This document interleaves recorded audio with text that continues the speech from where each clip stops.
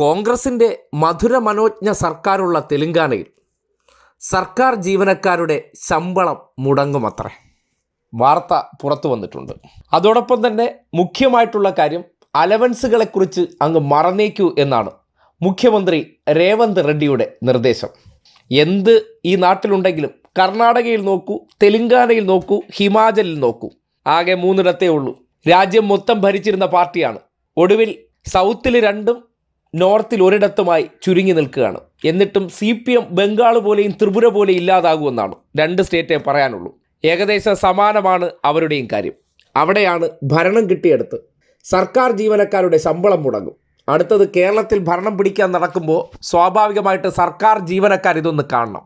ഇനി അതിനേക്കാൾ ബഹുരസം, അധികാരം കിട്ടിയാൽ ഭരണം നടത്തേണ്ടത് എങ്ങനെയായിരിക്കണം? കേരളത്തിലെ മുഖ്യമന്ത്രി 35 ലക്ഷം രൂപയുടെ ഒരു കിയ കാർണിവൽ കാറിനെടുത്തപ്പോൾ ധൂർത്തിൻ്റെ കാർണിവൽ എന്നാണ് പറഞ്ഞത്. എന്നാൽ ഗാന്ധിയൻ രീതിയിൽ ഭരിക്കുന്ന കോൺഗ്രസ് പാർട്ടി അധികാരത്തിലെത്തിയിട്ട് 1 വർഷമായിട്ടില്ല.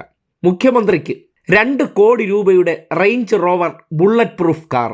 സർക്കാർ ജീവനക്കാർക്ക് ശമ്പളം കൊടുത്തില്ലെങ്കിൽ എന്ത്?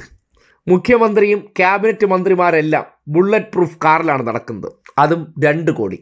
അത് അവിടെ ആകാം. കാര്യം റെഡ്ഡിമാരൊക്കെ അല്ലേ, തറവാട്ടിൽ പറഞ്ഞവരല്ലേ,